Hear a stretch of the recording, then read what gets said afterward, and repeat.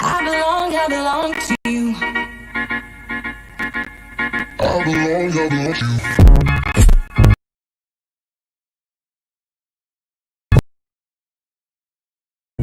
You're the one I trust. And I feel like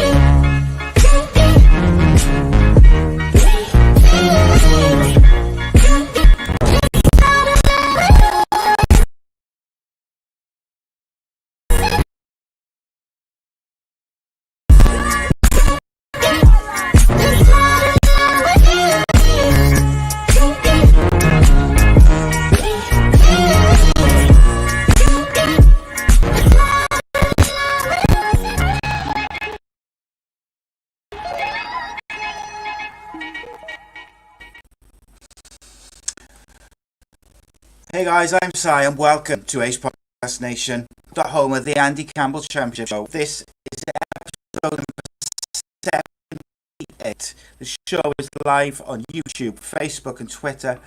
Ace Podcast Nation is also your home to many other great shows and series featuring top guests, expert analysts and more. So please give us a follow on social media, subscribe to that YouTube channel, best way to support us. And of course you can follow the show if you'd like to streamline your Ace Podcast experience and just have the football stuff by following at AC Footy Show on all the various social media platforms. You'll find us by searching that.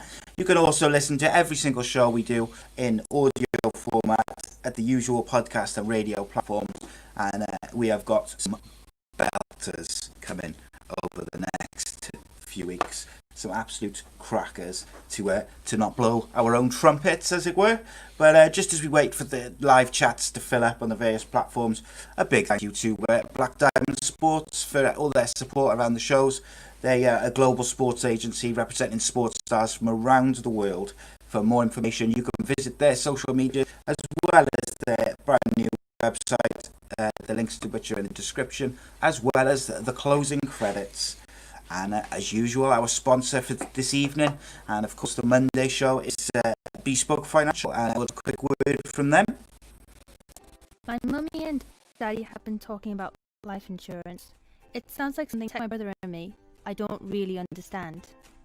Then my auntie Louise told mummy about Bespoke Financial Teesside. She said they're a local company who helped her with her life insurance. Mummy got in touch, and because they're based locally, a man called Darren was able to come to our house. He was really friendly. Darren saved our fee and made it all really easy to understand. He said that life insurance will protect our home and family if anything bad were to happen. Like if mummy or daddy got sick, then we'd get enough money to take care of us, and our house would be paid for so it wouldn't get taken away. After an hour, Darren said goodbye and mummy and daddy seemed a lot happier. Once it was all sorted, we could all relax and watch a film together as a family. I don't know why they didn't do it sooner.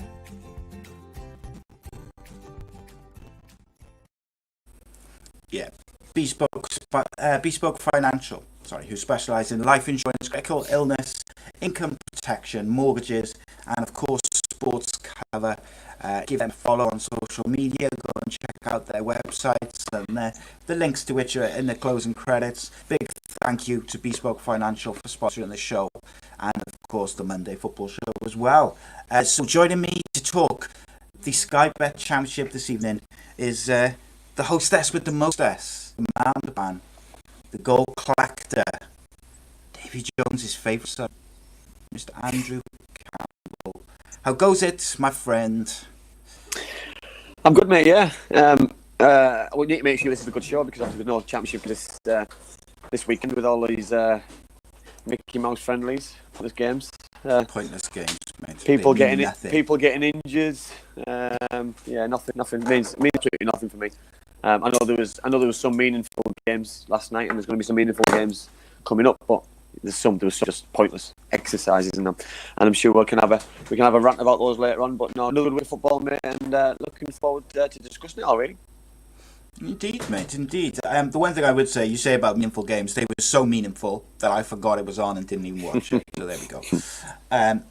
And that is it. So it's going to be a slightly different layout today because obviously we haven't got games to preview and talk about next week. So we're going to go straight in any other business, and then we're going to go games, 2 up, 2 down, and then we're just going to answer questions, talk about a couple of football stories, go a bit old school, mate. Really, like the old format almost. Yeah.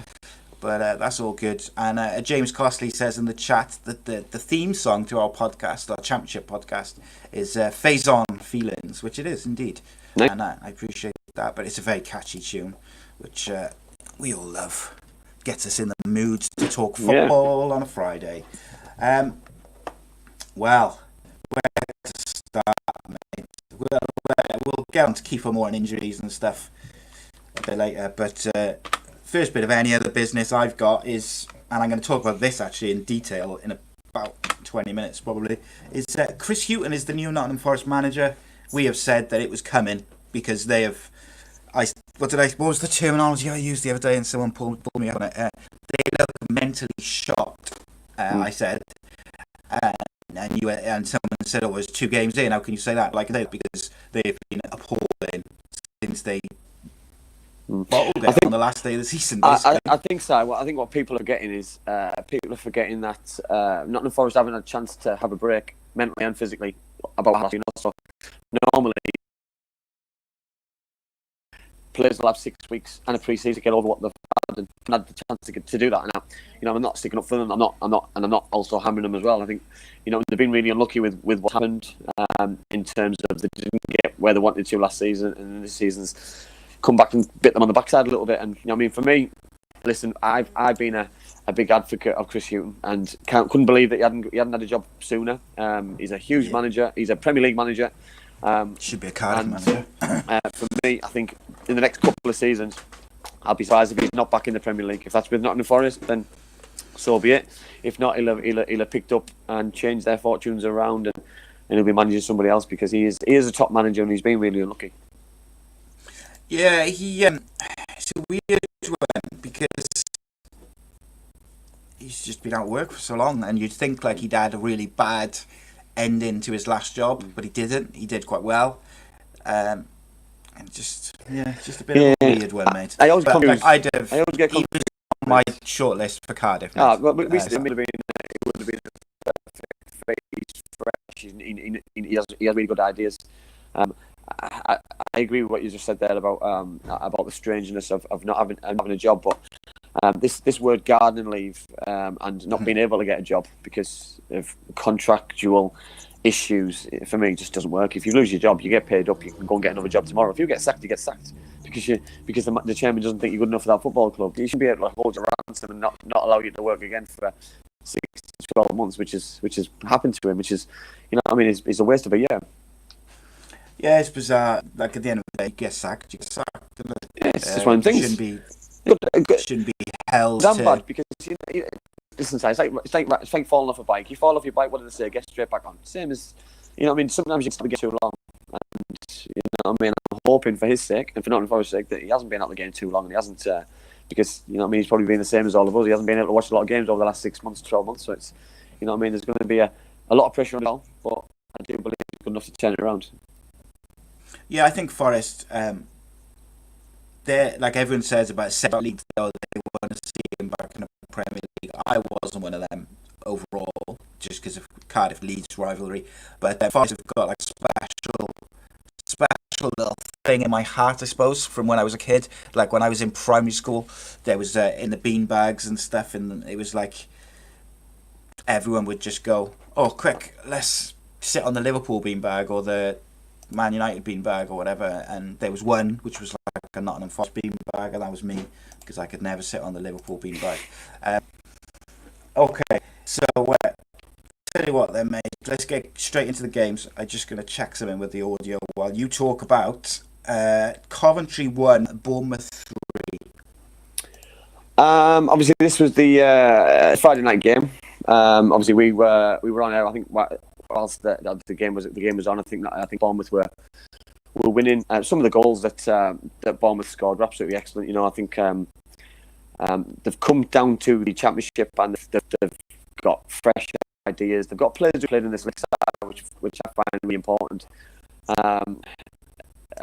Lerma, I think, has started the season really well. He's got a couple of goals. Dan Gosling's 2 goals were absolute excellence. Another sloppy penalty given away though. Again, you know, I think it's been probably 5 or 6 already in the first few weeks, which is it's going to end up costing a few sides. And then you've got the red card as well. Coventry City can't afford to lose players, and the way that Harmer got sent off for just an unnecessary slap, a reaction after getting tackled. It was a bad tackle. The referee would have dealt with it. He'd have a chance to deal with it because he reacted and he's got himself sent off. And unfortunately, other people who've instigated those kind of incidents get relatively let off scot-free, not with a yellow card, which is disappointing.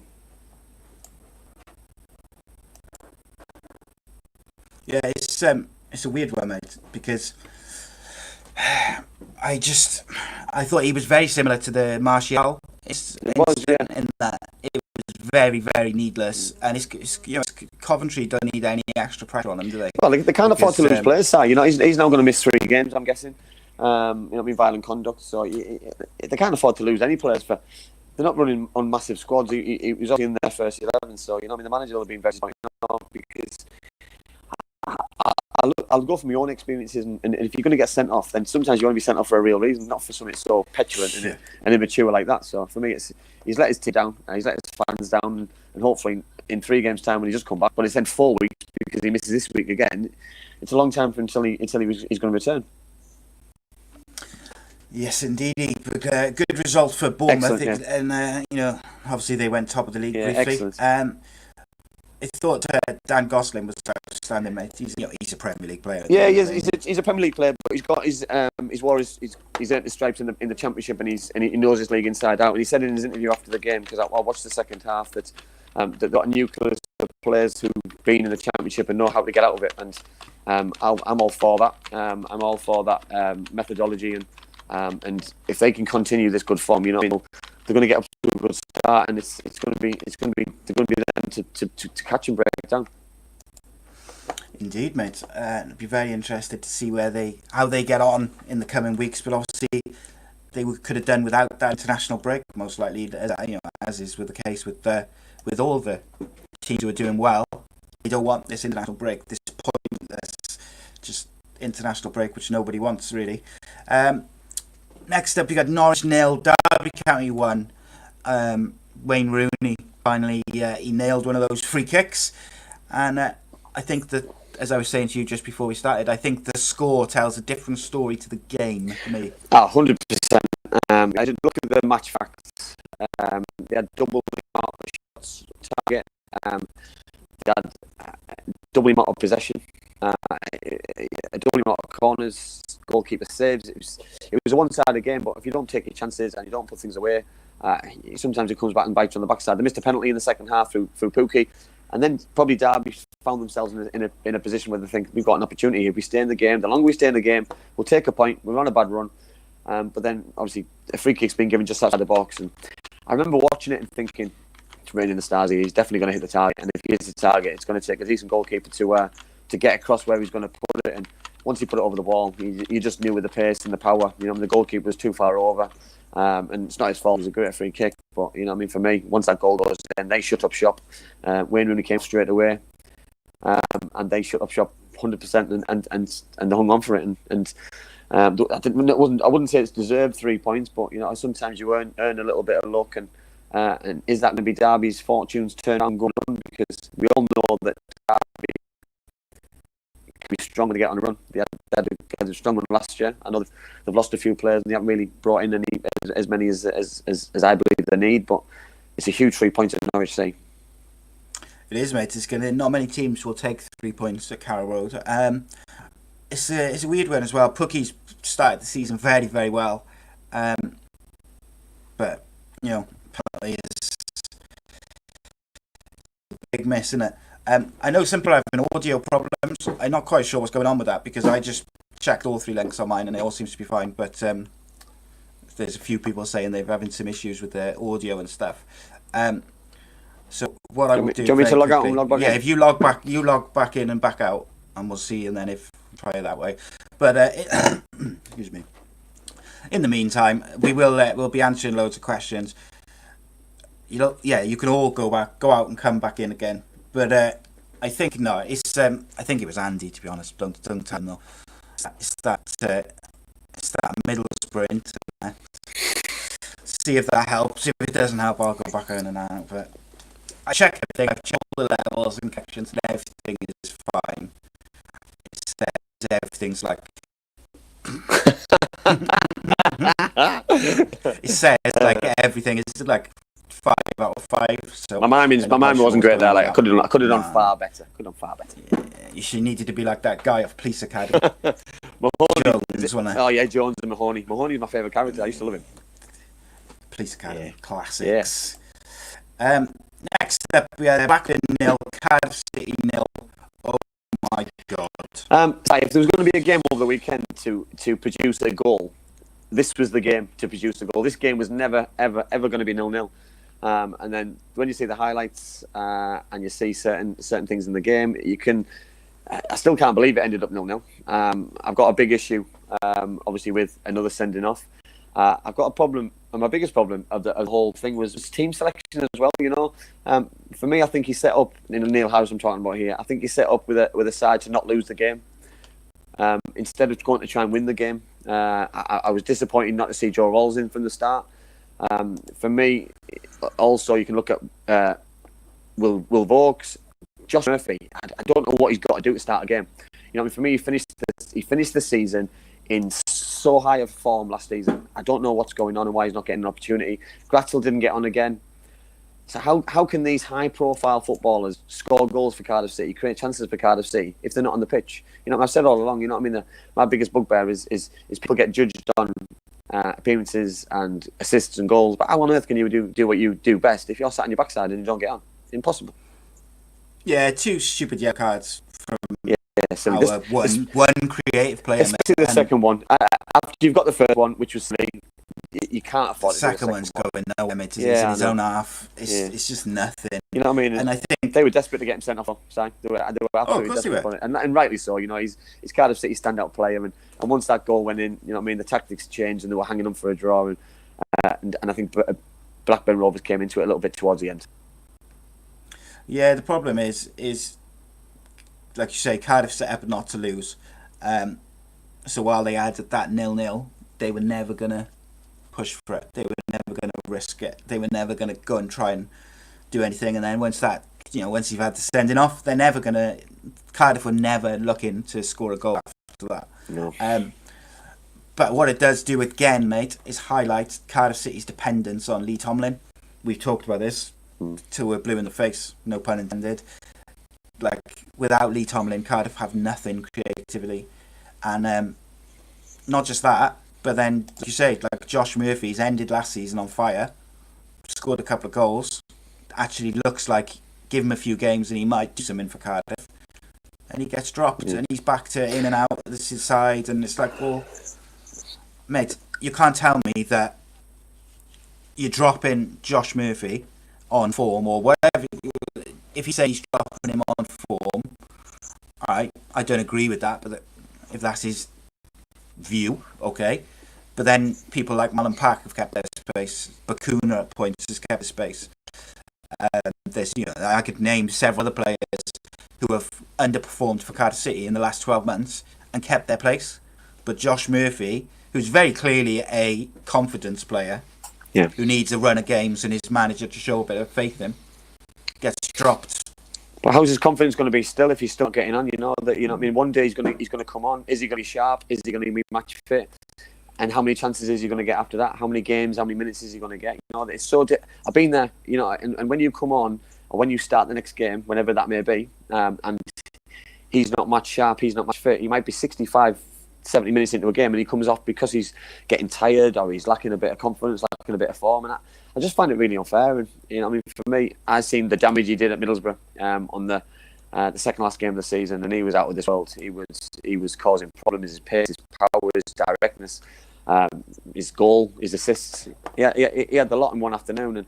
And if he can do that against Middlesbrough, who were a strong outfit, by the way, defensively, because that's the way they set up against Cardiff City that day. Then for me, he can do it against any team in the league, because he's better than. He's probably better than 3/4 of the wingers in the Championship. He's played in the Premier League. He's got promoted out of this division. So for me, he needs more game time, and the only way to do that is by him getting on the pitch. But the only person who can do that is the manager. What more can he do, though, mate? Like, he scored when he did play at the end of last season. He scored a couple of goals, got a couple of assists, looked dangerous. Like, I don't really know what else he can do. My problem with this side is I could understand why if they were winning, and they're not winning. So if they were winning games, and that's the reason he's not playing, then you keep a winning side. It's not happening. It's hit and miss at the minute. Blackburn Rovers game there was an opportunity. You went to Nottingham Forest 2 weeks ago to win, and you win 2-0. You could have easily gone to Ewood Park and won and beat them and won the same, and it would have been a fantastic result. Because obviously the home games have been a bit of a letdown. But for me, I think it was. Listen, you could look at it as it's a good point, but it's also 2 points dropped as well, because for me, Blackburn Rovers have started strong, but they do a bad result and bad performance. If that's their bad result and performance, then they're off to a great start. Yeah, and the other thing as well is Cardiff have got 2 less players in those attacking positions, with obviously Patterson's gone and Mendes Lang was sacked. So yeah, look, and I said last week I was worried about Cardiff. Still am. Yeah. We'll get to that, I'm sure, in the latter part of the show. Okay, what was next? We had Luton Town 2, Wycombe Wanderers 0. Yeah, I thought it was a decent first half by Wycombe. I thought that they stopped the threat of Luton Town. Obviously, very direct. Wycombe just haven't got to grips with the league at all this season so far, and Luton Town have had a really good start. They're playing some decent stuff for the way that they play.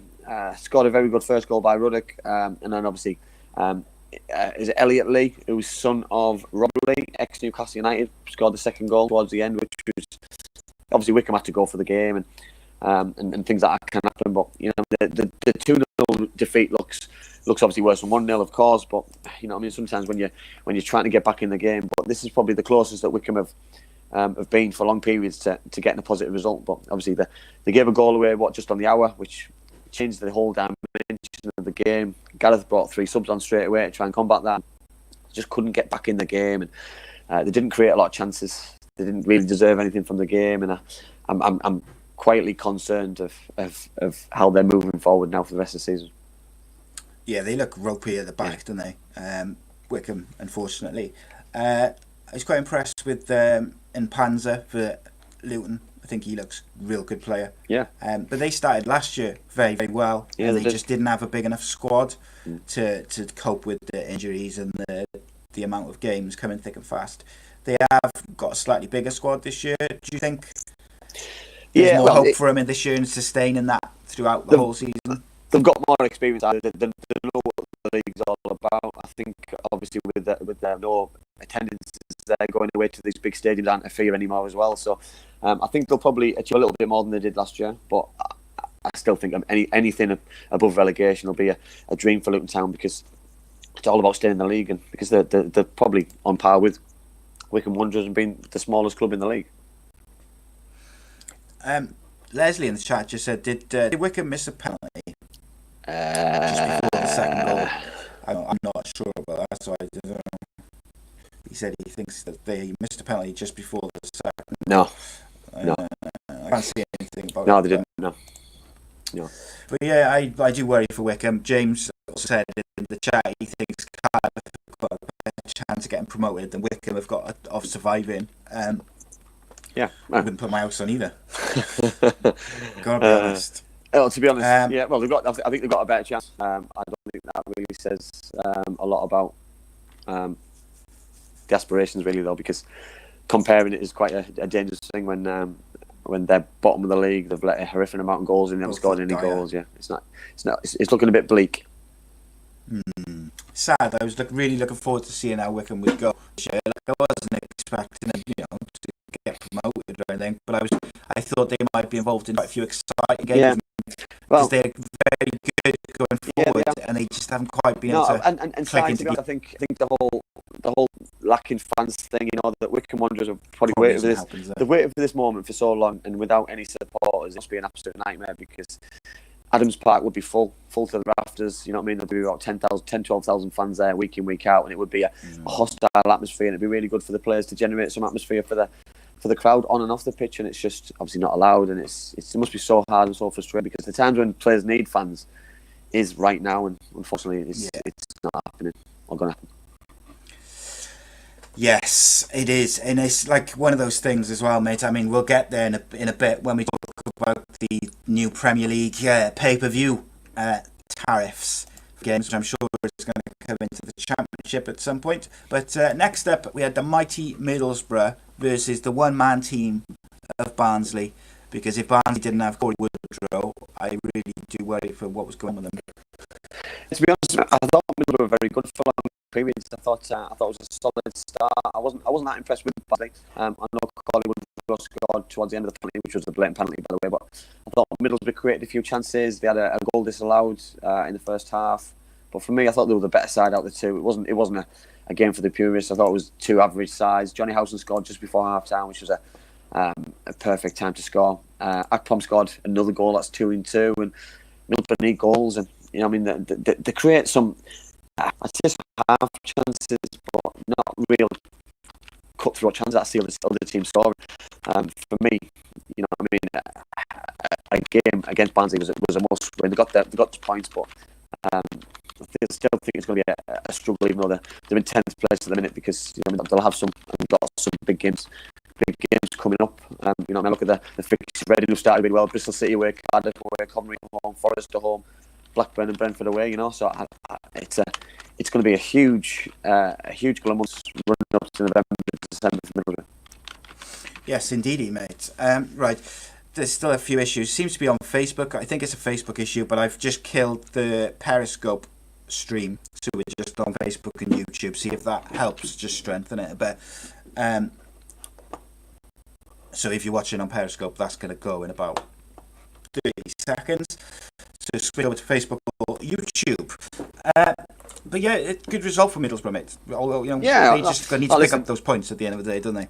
Yeah, listen, Middlesbrough's home record has been horrific since I can't remember. They've had some really, really poor results. They've looked very, very poor. They haven't created chances. They've not scored any goals. They picked most of the points up away from home. So this hopefully can be a catalyst and give them an opportunity to push forward. Because I'm not looking at playoffs. I'm not looking at top 10, top 7, top 8, top 12. For me, it's about continuing and moving forward. And for me, as long as they don't get embroiled in that scrap again, what they did last year, and be having to stay up last game of the season, for me, I think it'll be a positive season. Yes, long way to go though, mate. Long way to go. So then Nottingham Forest 1, Bristol City 2. Obviously, Nottingham Forest new manager now. Bristol City, mate, looking very good. Yeah, listen, you can't give any side a 2-0 lead, but especially somebody on as good as Bristol City. The way they attack Andrews Wyman, Naki Wells, Chris Martin. They've recruited really well. They've gone for some pace, some power. They've got a good link up the top from the front two. I think Wyman, as your number 10, is going to create a hell of a lot of chances, and I think Bristol City, they've had a really good start. Kind of continue, because they've got a big squad. And we talk about this international break. Will this international break be bad for a team like Bristol City? We always speak about teams who don't act very well. Will it be good for a Nottingham Forest who can work under the new manager and give themselves an opportunity? You spoke earlier on about tactics and things, and the amount of times that Nottingham Forest old manager, has changed tactics and changed his centre forward. He put Lewis Grabbing back in as captain. He dropped Lelty back to the bench. You know what I mean? So if Lewis Grabbing's your captain, you do not drop him and put him on the bench and swap him over and then put it back in. It's just, for me, it's confusing for players. It's confusing for everybody else. You've got to be consistent with these players, and if you've gotten a bad start and you've got confidence in these players, and this is your strongest 11, stick with it. You know what I mean? For me, he's got the sack, and he doesn't really know if that front two would have worked well together because he's never given it a go. You know what I mean? For me, and that'll be a big regret. If he'd have given it a go and tried to change his formation and gone for this games and gone for the jugglers for a couple of the games, then who knows? He could have kept his job. Yeah, it seems to be. I don't know if maybe it's just my opinion, but I feel like him, Koku, a couple of other managers, sometimes they try to be a bit too clever in that they are always trying to overcomplicate stuff. And I feel like Forest have done that at times, and Derby have definitely done that at times. They've really created more problems for themselves than perhaps they needed to. I think maybe the window as well has caused a few problems for Nottingham Forest. I think you look at the Lewis Grabbins, you look at some of the other players for Nottingham Forest who possibly thought that they were going to get moves away. You just don't know what players are thinking. You know what I mean? They've obviously lost Matty Cash. You know what I mean? It was a big player last year. You know what I mean? Lolly. You know that these kind of players. You know what I mean? That the window can be a bad thing for these kind of footballers because they do not want to get injured. Do they want to risk everything?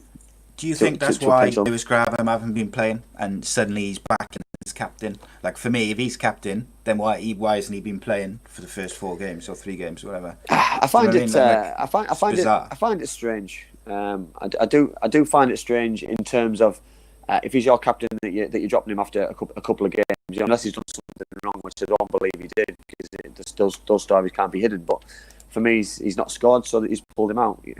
He's a centre forward. He's one of the best centre forwards in the Championship. So you've got to stick with him and stick by him. I mean, if you're giving him loads of chances and he's missing them, then yes, he's a scapegoat. But Nottingham Forest weren't creating the kind of chances they were last year. No, they are not. And Bristol City, look, they've been on fire all season. And if I had to pick one team currently, and they would probably be the team I'd pick up in the top 2. Just because their squad is so big and they've got so much quality in that big squad. It's not like it's a big squad. The number of players in that squad who are just there. They all have purpose. They're all quality on their day. Yeah. So they next up, Reading 1, Watford 0. Yeah, I don't know why. I just thought Reading were going to continue this good form. And I look at Watford's squad. They've got a very good squad. They've got the nucleus of the Premier League players, but it's just not really happening. They're not creating as many chances as I thought they probably would have. They're not getting the goal that I thought would have. Troy Deeney not on the bench again. Is that because he was going to move, which obviously didn't materialise? It's just a strange one. You know what I mean? They brought Glenn Murray in from Brighton Hove Albion and they didn't play him again. They went down a different route, and I do find things quite strange, really. You know what I mean? The signings of these players, because they're not cheap side. These are Premier League players you're bringing from across from Brighton to the Championship, and if you're taking over the contracts, they're going to be Premier League contracts, so you've got to play them. Because Glenn Murray is a goal scorer, but how? And I'll go back to the old point about Cardiff City. How can Glenn Murray score for Watford if he's sat on his backside and he's not playing? You know what I mean? You need your best players on the pitch, and you know what I mean. Pedro didn't work out for him. He didn't have his electric game as he has in the previous couple, and you know what I mean. But Puskás, who started the season last season, he scored a couple of goals against Cardiff last season. I think his partnership with Mite this season is going to be electric with Aluko as well. And I know he got the winning goal, and you know I think he'll score many a goal this season.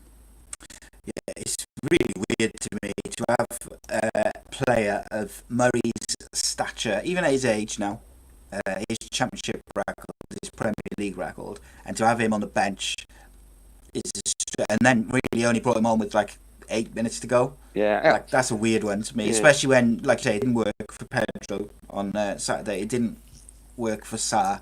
So listen, Si, it's not going to work every week with the young players. You know, I look at the Pereiras at West Brom. There was long periods, months, where he had quiet games. Yes, he would probably come with a goal or an assist, but Watford need more than that. They need someone to lead the line. And if you've got Glenn Murray and you've got Troy Deeney to lead the line for Watford, Watford. They will score goals, but they cannot score goals unless they're playing. And Watford fans must be a little bit frustrated because they must be desperate to get back up to the Premier League from the Championship this season. Indeedy, mate, indeedy.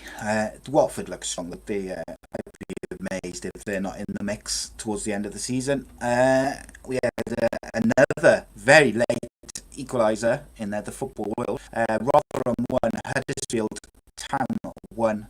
Huddersfield picking up a goal in the 97th minute. Yeah, I was absolutely devastated for Rotherham to lose the goal the way they did. You know, it was a deflection, but part of me thought that they could have closed down a little bit better. You're inviting a shot in the 95th minute, and he's always going to shoot because he has to shoot to get the ball anywhere towards the net. And if you stick your leg out like you did, and the goalkeeper was wrong-footed, and I was disappointed for them because Rotherham for long periods probably deserved the game. You know, I watched these Hutchins at night, and I was disappointed for Rotherham. You know, a local derby as well, and these are the games that probably you're hanging on in the long run later on side towards the end of the season.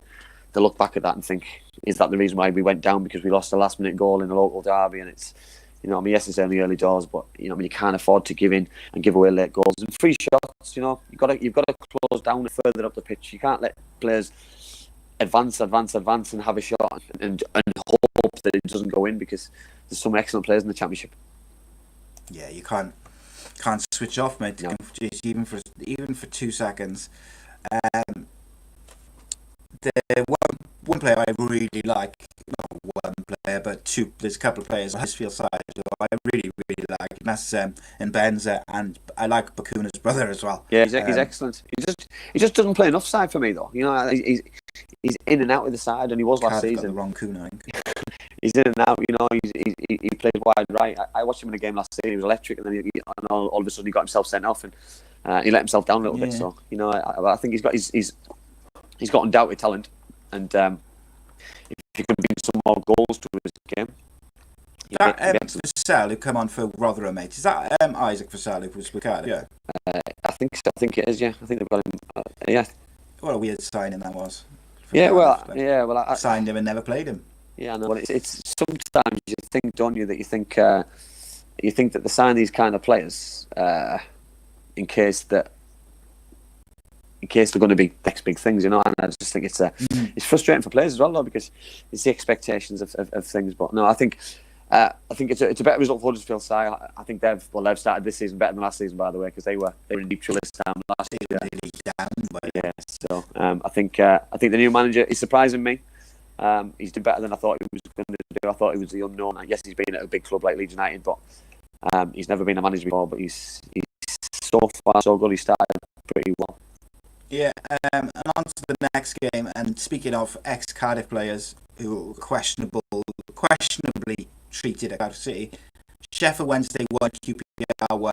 Kadeem Harris didn't get on the score sheet, but had a good game again. Yeah. He's pretty much been the story since he's moved to Sheffield Wednesday. He's been very, very good for him.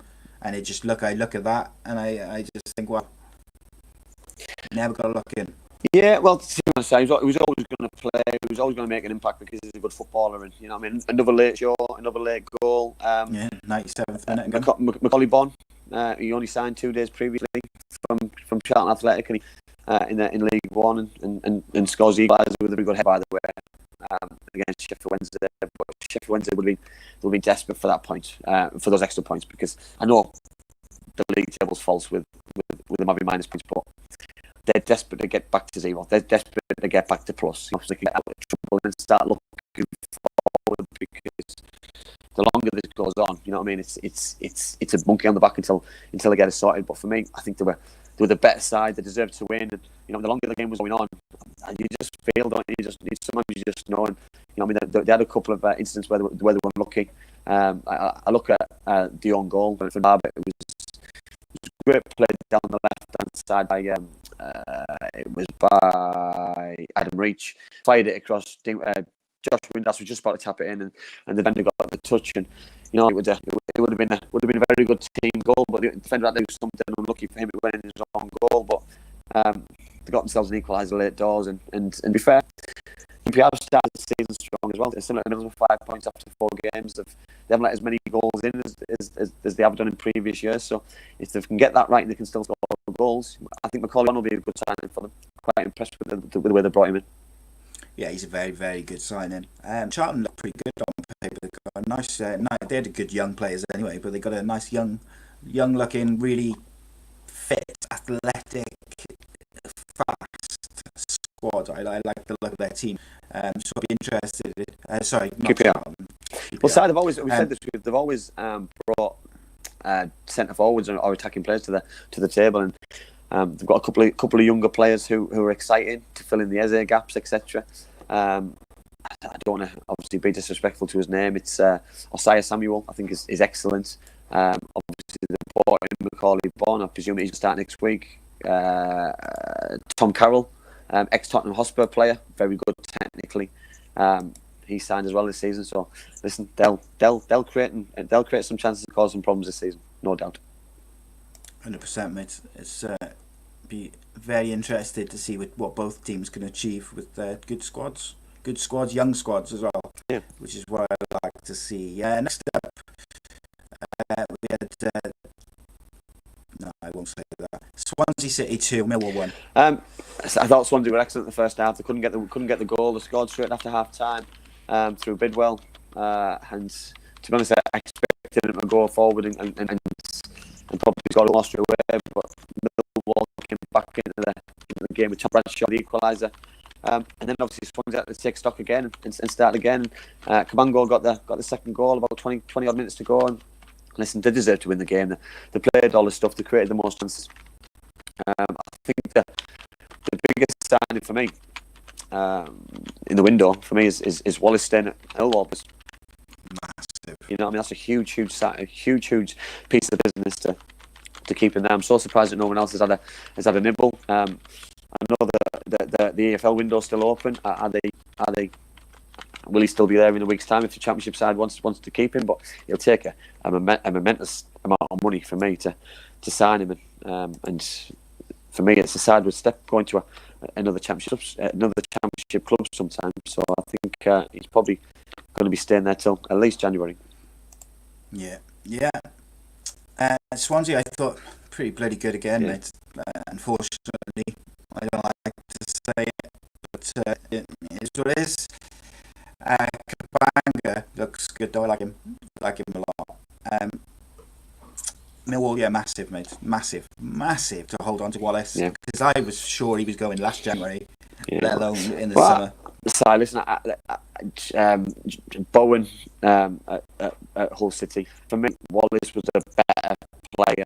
You know, I mean, technically better, scored more goals from the areas he played at. You know, I mean, considering he was a wide player, for me, Bowen was more of a centre forward, but now he's playing more wide in the Premier League, so he's going to score less goals. And sometimes you get found out a little bit in certain areas. And you know, I mean, John Jared Bowen's an excellent footballer, and he's now playing regularly in the Premier League, and getting his name out there and selling a little bit. But for me, Wallace is a technically very good player, and I'm surprised nobody's taking a risk on him. Yeah, me too.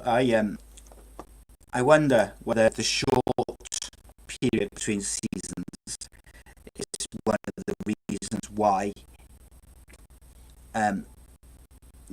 why these players have ended up staying, is because there's such a small amount of time between the seasons for teams to really get going and have a good look at players, or possibly get these deals done. Yeah, possibly. Be interesting. Right, that's the games. Who's your first up, mate? Well, we had a couple of games on Sunday, didn't we? So we had Brentford against Preston North End. No, we didn't. Yeah, we had Brentford against Preston North End, where Brentford were 2-0 up through. Sunday games. Yeah, Brentford were 2-0 up in the first half.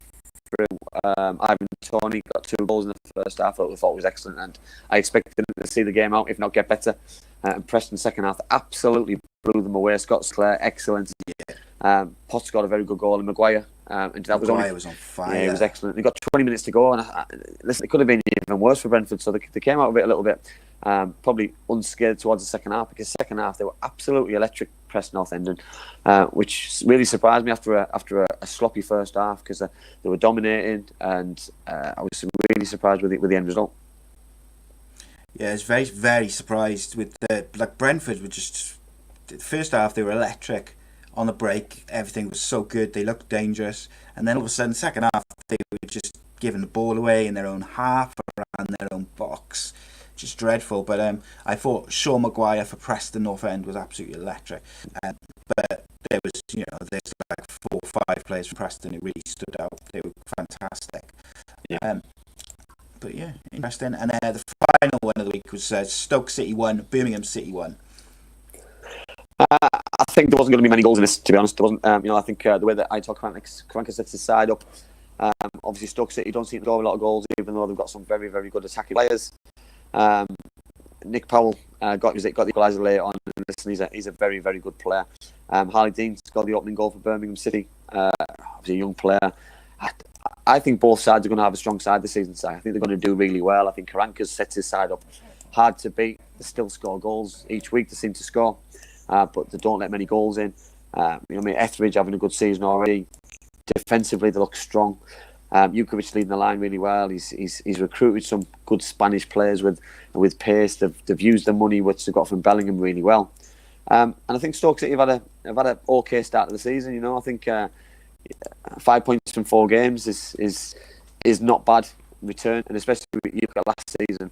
They couldn't get out of that bottom 3. However much they wanted to, and however much they tried to win these games, they just couldn't do it. They couldn't get out of it. And, I do believe a couple of wins and work on things in the next 2 weeks while this international breaks on, they could potentially fly at the table. But they need these big players to keep going. And now the window's shut, it might have a positive impact on Stoke City. They play Luton Town away next game. Then they're playing at home to Barnsley and home to Brentford. So the next 3 games for me, they're winnable games. I know we just spoke about Brentford and how good they can be and how dangerous they can be, but they've also shown the weakness as well about letting goals in. Yeah, very good. He's technically very good. He's got a lot, and I think it'll be important to have his experience that he's had throughout his career at United. You know what I mean? I'm sure he gets through the crew ranks as well, and listen, technically very good, and he'll be able to drag some of those players through, especially with the experience that they went through last year as well. Yeah, 100%, mate. Okay, we're going to do the 2 ups, 2 downs, and then we're going to talk some football stories. We'll answer any questions. We'll do a few extra minutes as well, seeing as there just seems to be some issues with Facebook and to a lesser extent YouTube, but I can't put my finger on what's going on. I've checked everything and I don't know. Okay, so let's go with the ups first, because I'm in a bit of a grumpy mood now. So let's bring the positivity up. Who's your first up, my friend? Sorry, man. I was just checking it myself just to see if I could see an issue, and I've just listened to it about a minute, and it was absolutely fine. Yeah, I don't get that. So I don't get it. So my first up was Wayne Rooney, and listen, you know what I mean. I was having a little bit of a rant about him last week, and rightly so, about giving the ball away and didn't look as sharp, didn't look as good. But then all of a sudden, you give him a free kick in the box, he played to his strengths. That's what he can do, And for me, I think he would potentially be better higher up the pitch. You know what I mean? Less of a liability because he can lead the line really well. He can play up front. So his goal was excellent. So he's my up.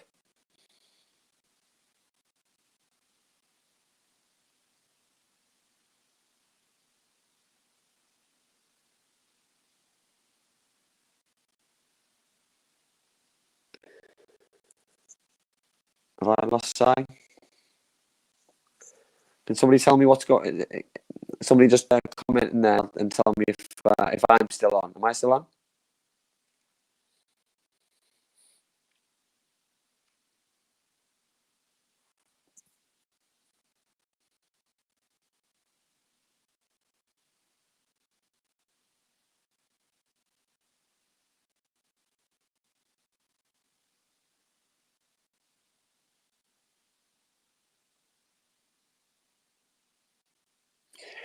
Right, I'll carry on.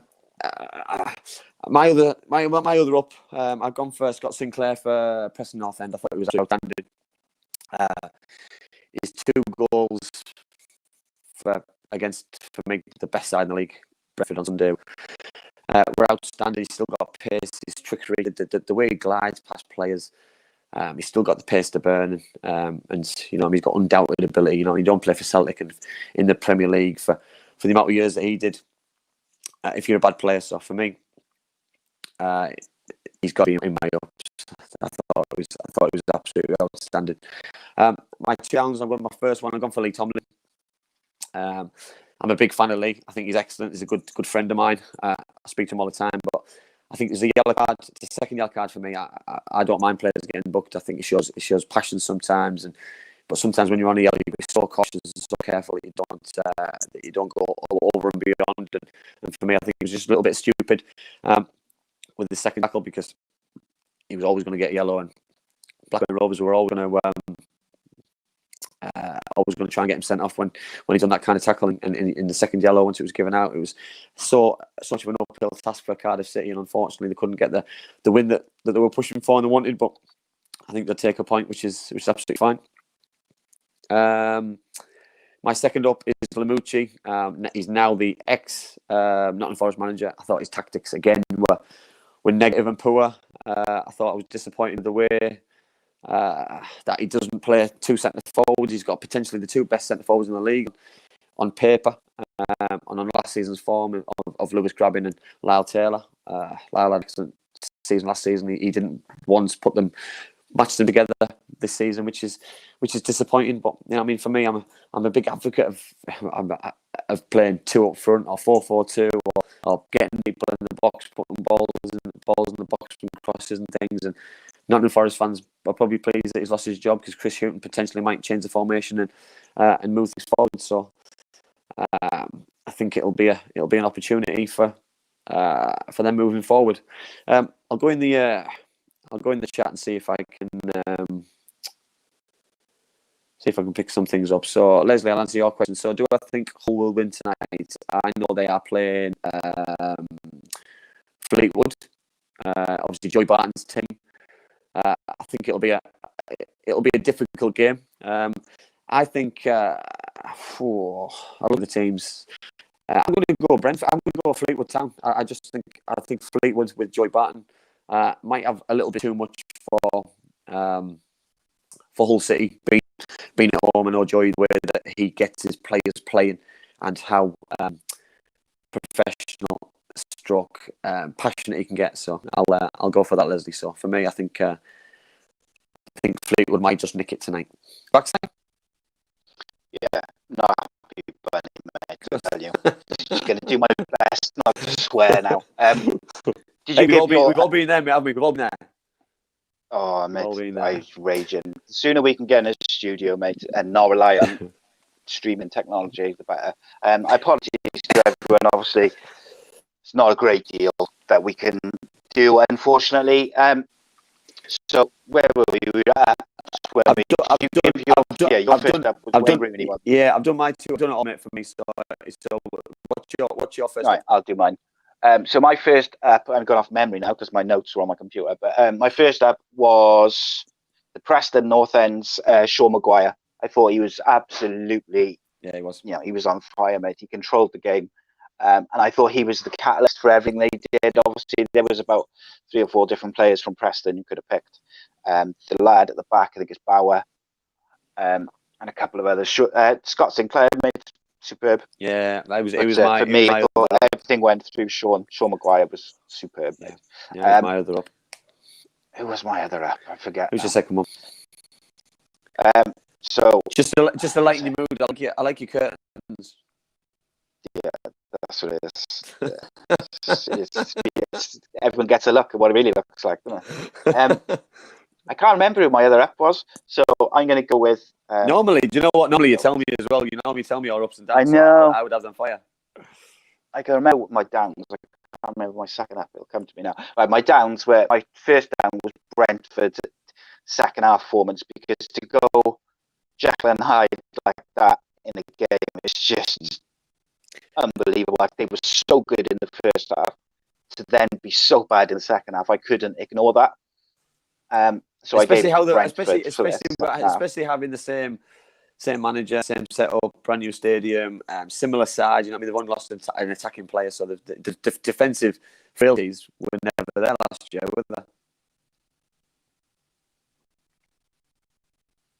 Yeah, it's spot on. No, I'm just looking at my computer and it's just looks like it's broken completely. So there we go. My second down, I nearly went for Flip Koku again because tactically, mate, I have no idea what he's doing. And if I was a Derby fan, I'd be worried because his tactics and his general thing just kind of worries me. Lee Tomlin. Don't know what he was doing, but mine was to the Coventry player, which I can't remember his name because again I haven't got my notes. I think it was Hamer for the sending off on Friday because once that sending off's happened, you know he's got no. They're not coming back into that game against a team of that quality, and it's just not going to happen.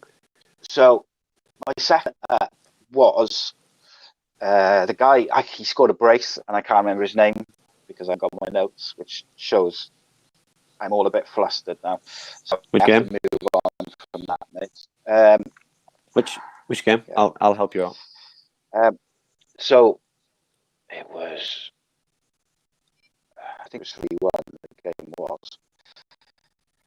Like I say, man, I'm going completely off memory, which is very difficult for me to do, as you know.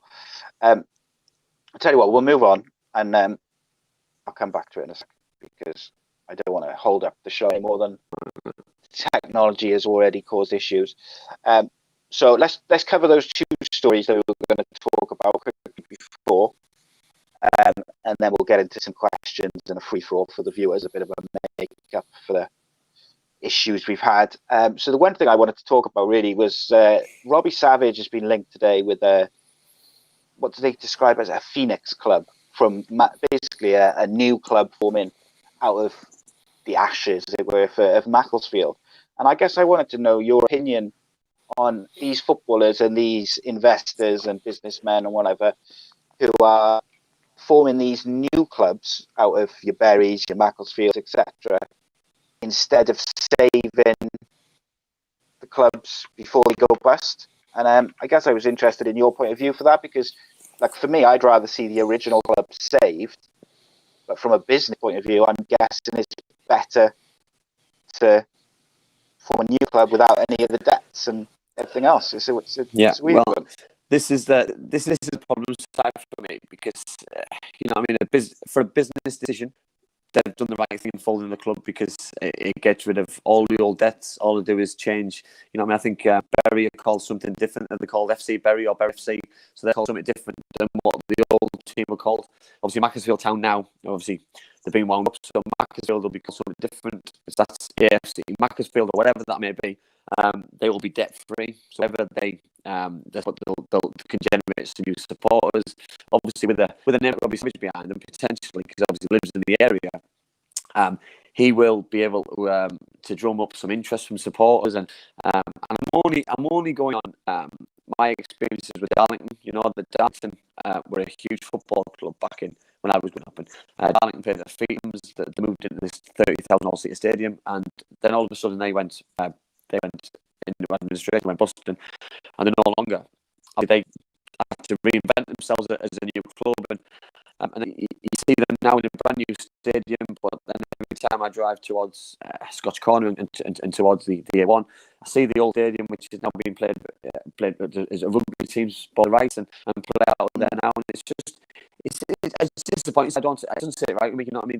That fans of a club have to lose their football club because nobody wants to take them over, but then all of a sudden somebody finds that same pot of money to reinvest in the football club. And for me, sometimes I'd like the FA or the football governing bodies to find a way to keep these clubs, but also look at the debt and maybe be able to just get rid of it so we can continue with the club, because it's the fans who are getting punished again and again and again. I'm really sorry, because one day it's going to be a huge football club, and Bury are a big club, by the way. Macclesfield have been a big club, but one day it's going to be a massive club.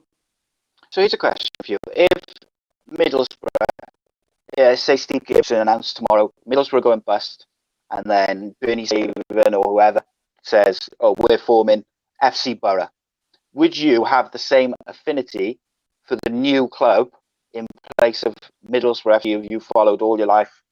You would this new version of the club? Well, no, I didn't play for FC Middlesbrough. I didn't play for FC Boro. I played for Middlesbrough Football Club. You know, that it would have no, it wouldn't be able to play at the ground. It wouldn't have an affiliation with Ayresome Park. I watched all my boyhood heroes play when I was growing up, and the Shihani is where I played. Is obviously the shirts that I wore. You know, you wouldn't be able to have the same budget, and there's loads of things which wouldn't be. It wouldn't be the same. It would have nothing. You know, and listen, I'm from the area. I would be curious because of people who'd be involved, because obviously the probably people that I know, businessmen, obviously ex-players, etc. But for me, you can't replace. Your football club cannot be replaced by anybody, by any amount of money or by anybody. Look at Cardiff City.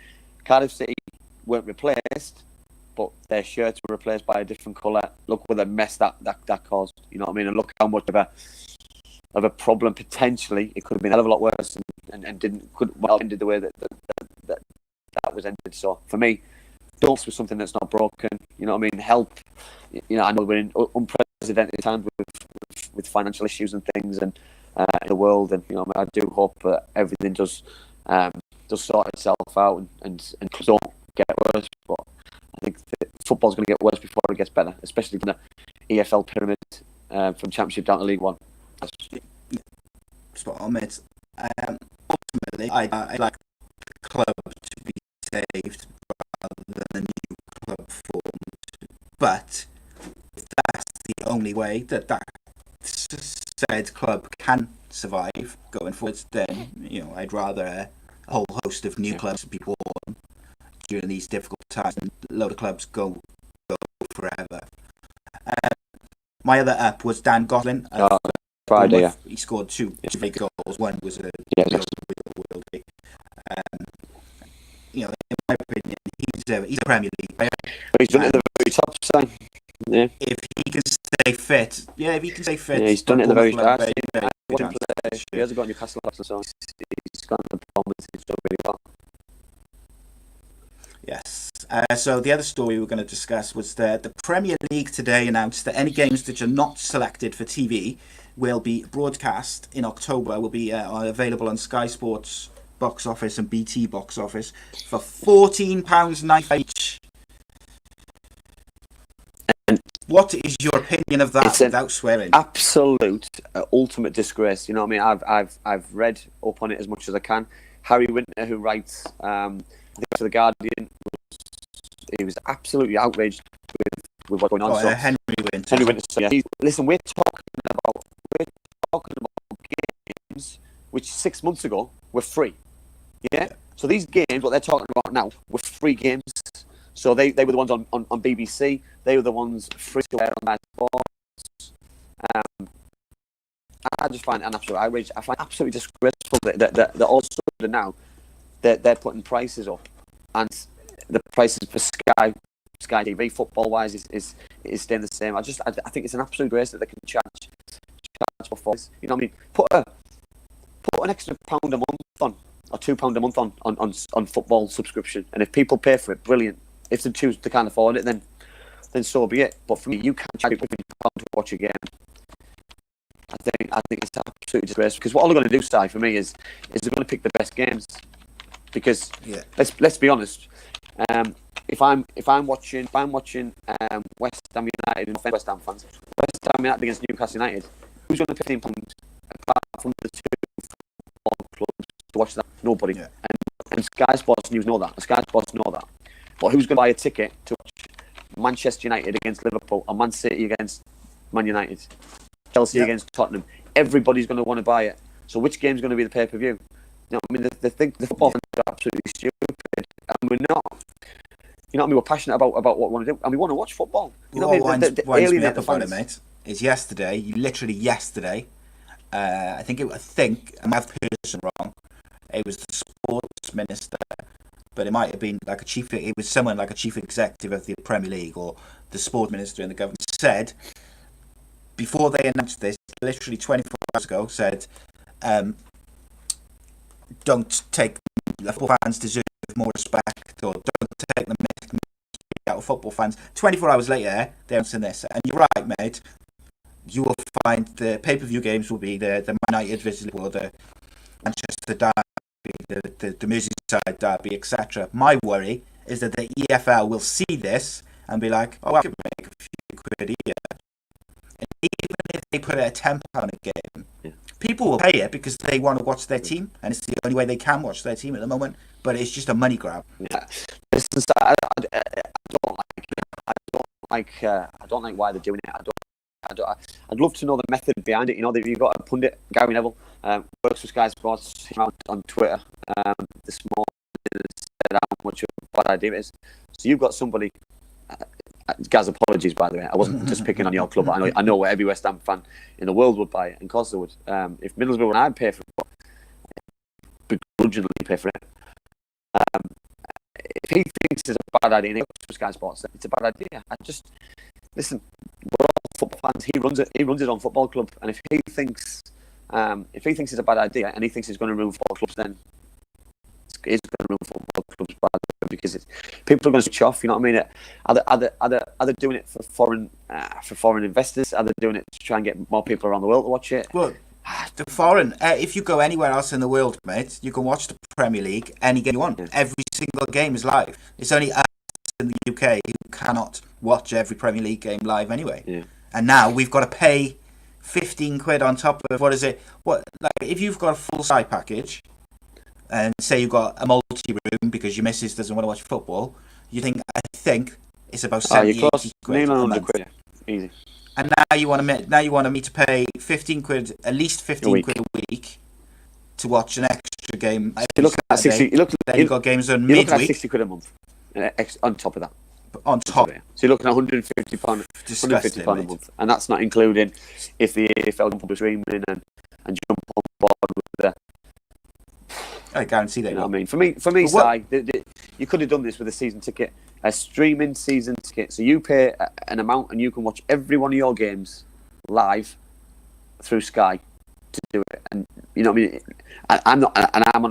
I'm a big advocate then of what, as I said, I'd pay for it, because if you want to watch your team, and you'll pay for it, but I don't want to watch everyone else's team having to pay for it because I paid anyway. So why would I want to? No. I would want to do that. So here's the thing, for me, my opinion, is what they should have done is, if you've got a season ticket for your football club, you get to watch your team's home games. And funny enough, Mickey James in the chat just said this. He said, I got a season ticket holder, so yeah, the home games streamed free. But then you pay, I think he means pay £10. I was going to say £10 million. That's quite expensive, by the way. Steep, that, isn't it? £10 for every away game. And he said that's no problem, because it still saves you money, because if you were going away, blah, blah, you know, all those different costs and stuff. But for me, well, if they respected football fans, which is what they're trying to make out yesterday, what they should be doing is coming up with ways for football fans to buy season tickets for their club. So you can go to home games if you pay whatever, £30 a month. People would. I still think that's expensive, by the way. Yeah. But if you said to me, you can watch all of Cardiff's home games and you get the away games half price or something for like 25, 30 quid a month, I would do it for the short term. But to do this, 15 quid a game for the Premier League games, like you say, people, you know, it's just another thing where they don't care about the fans whatsoever. Gary Cole, he said, he's still preserving with us despite the technology issues, because he was struggling earlier with it. But he did say he is down. He said Morrison could be leaving Cardiff City, which I haven't heard, but I hope that's not the case. But he said this sort of breaks the camel's not just for him, but for a lot of fans.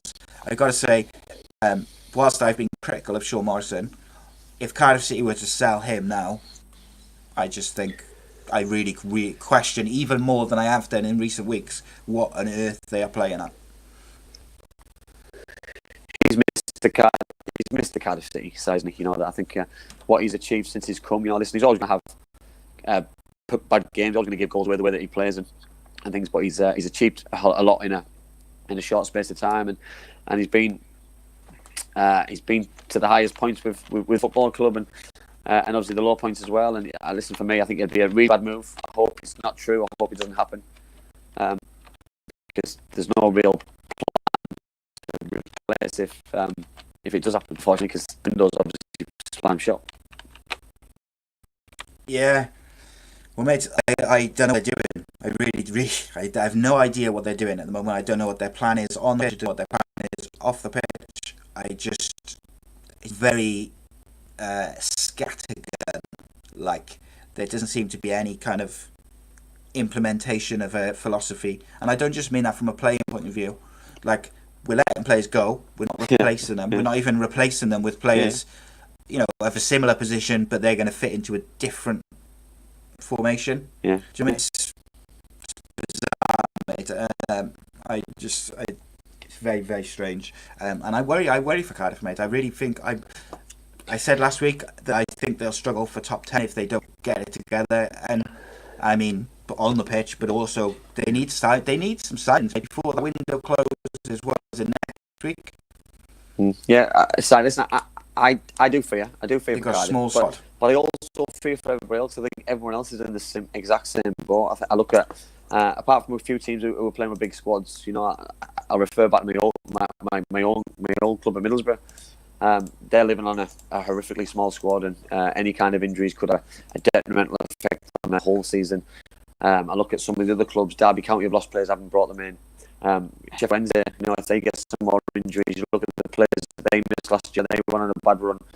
They lost, obviously, Rowan Fletcher. They didn't score goals. They had an adverse effect. I just think it's so important for clubs to have strength and depth, and when you lose a player, you've got somebody to bring straight back in. And listen, if Cardiff City had this conveyor belt of young players to come through the academy and they trusted them, then it doesn't matter. But they don't, and they haven't. So it's a dangerous game for all these championship clubs to be playing, I think. Yeah. It's I look at some, you know, there's certain clubs who've. So let's use the two clubs you mentioned, Derby, Boro, and Cardiff as an example. Cardiff get injuries. They will flog the same 11 players week in, week out till they cannot move.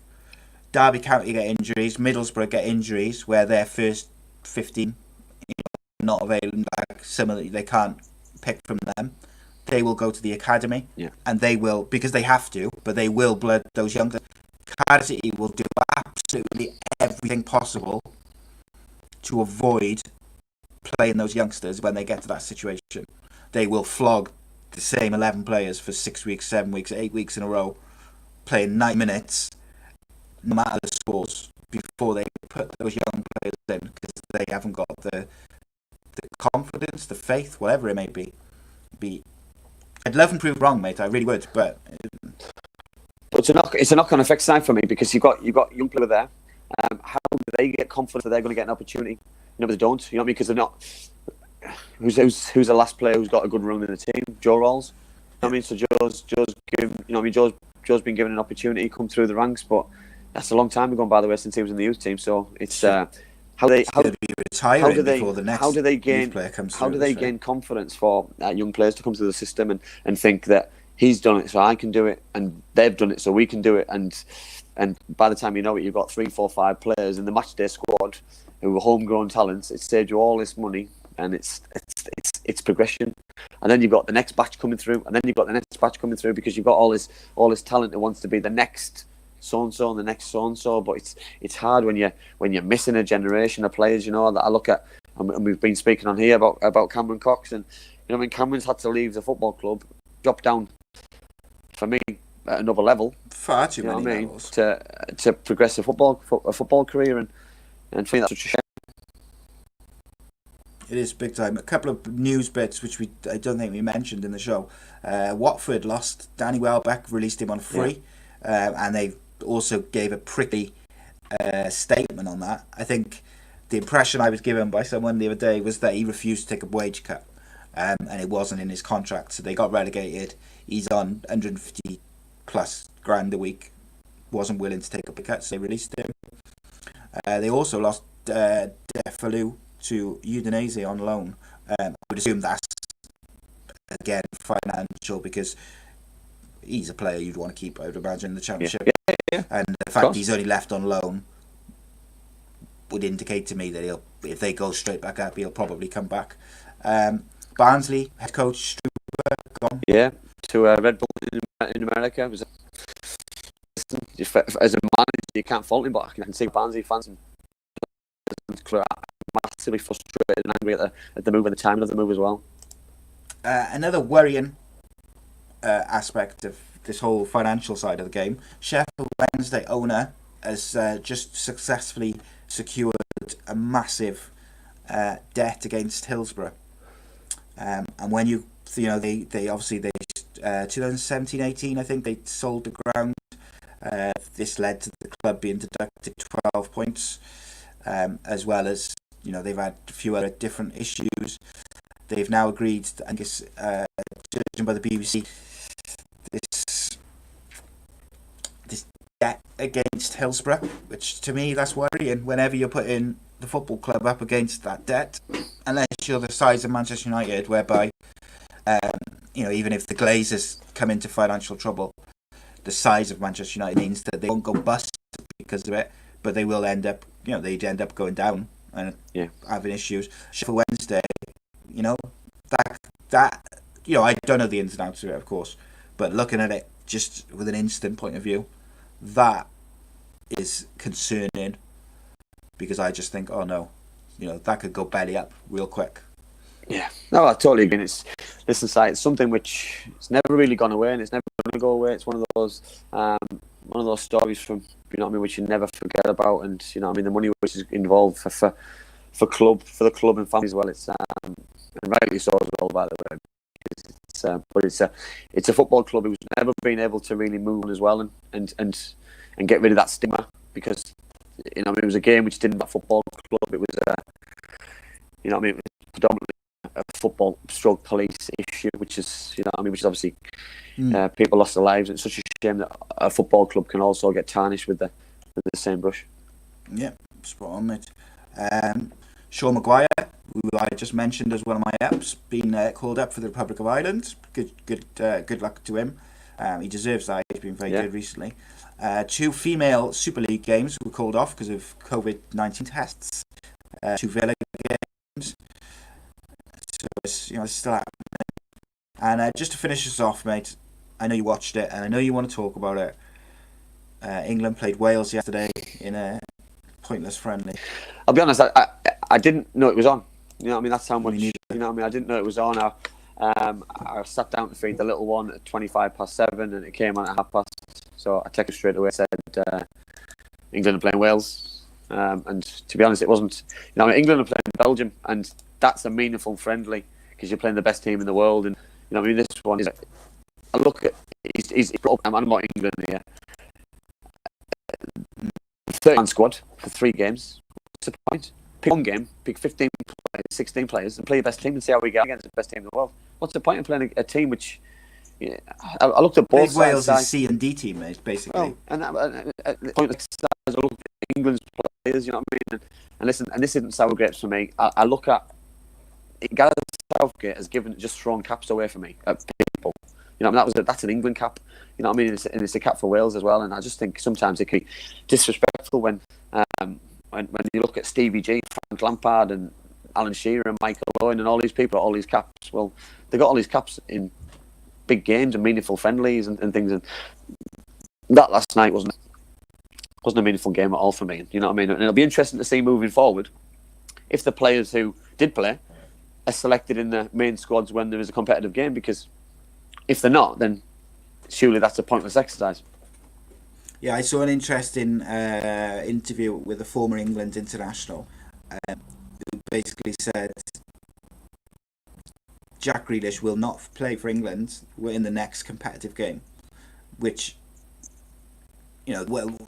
regardless of what you think of Jack Grealish and whether you think he should be, Like he played, he couldn't have done any more yesterday. Yeah, I thought he was excellent. So Listen, I thought he was excellent. If you're not going to pick him for the next competitive game, what's the point? I totally agree. Listen, I thought he was excellent. I thought Calvert-Lewin scored his goal. He scored in every Premier League game. He's a top goal scorer in the Premier League, if not the world, with this season for what he's doing. To me, he's got to start the next competitive game. Has to by rights. But exactly, because the way that England play with Harry and behind, then there's no him, so he won't play. So I just think sometimes you want to see how he's going to do with the players around him. And yes, he scored, but he scored against a lesser Wales team, in my opinion.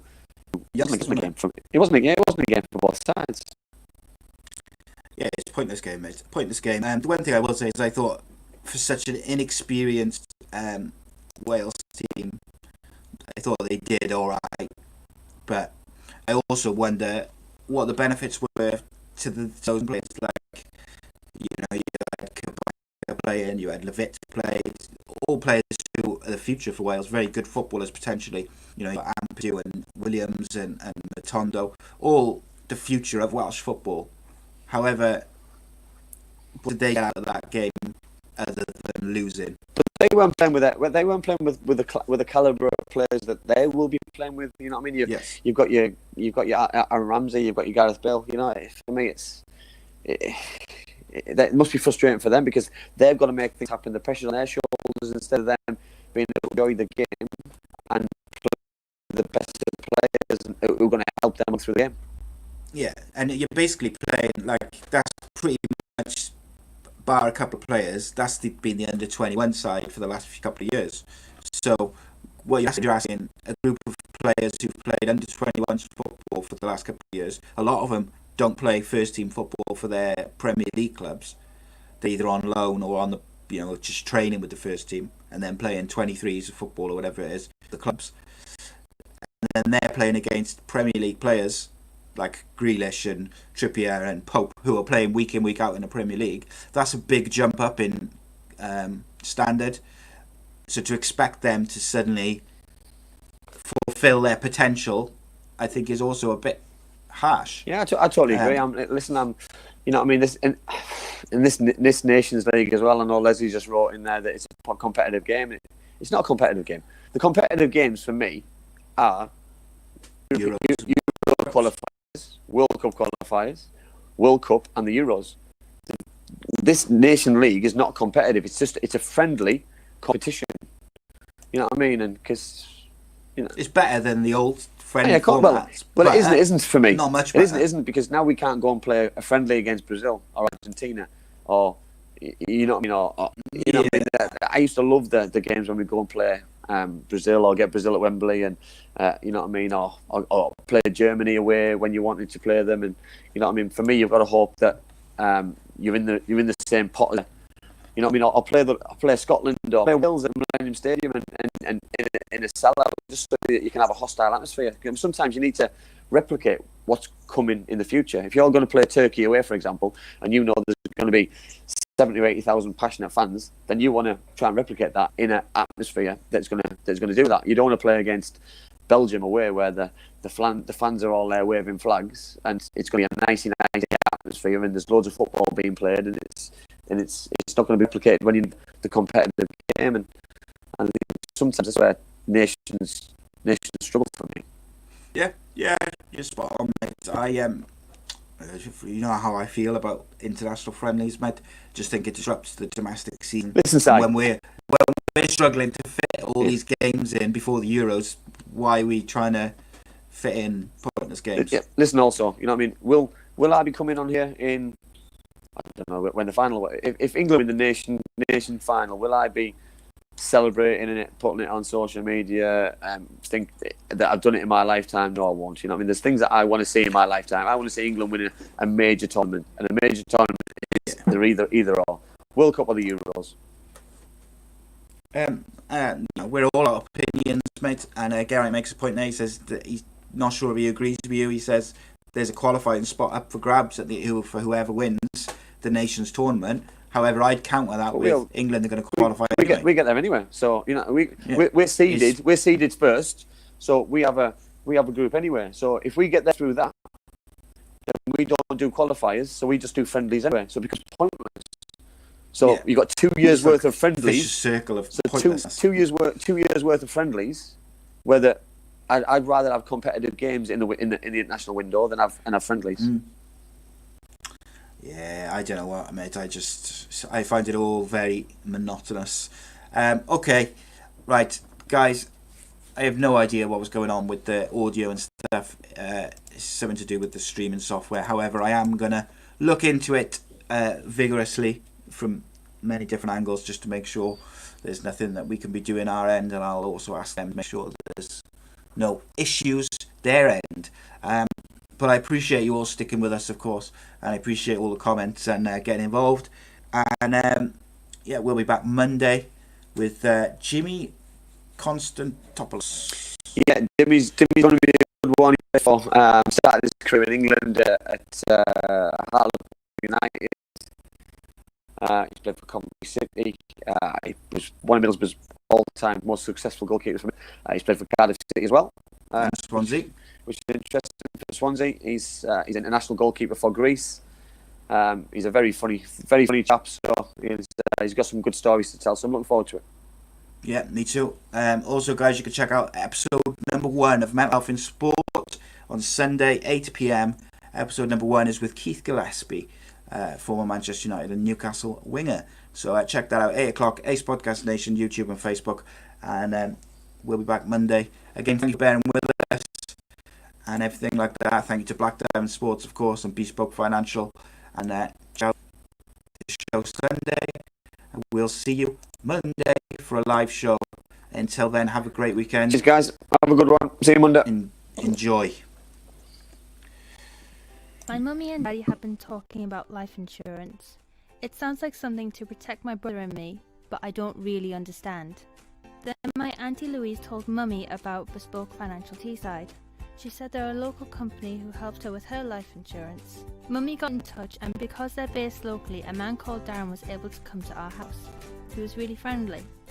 Darren stayed for a cup of tea and made it all really easy to understand. He said that life insurance will protect our home and family if anything bad were to happen. Like if Mummy or Daddy got sick, then we'd get enough money to take care of us, and our house would be paid for so we wouldn't get taken away. After an hour, Darren said goodbye and Mummy and Daddy seemed a lot happier. Once it was all sorted, we could all relax and watch a film together as a family. I don't know why they didn't do it sooner.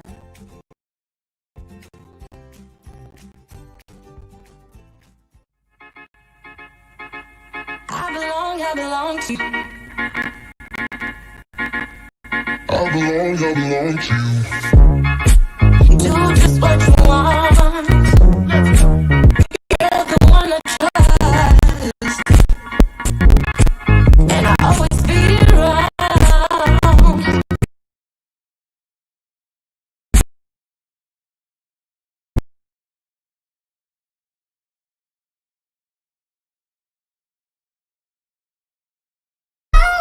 It's down.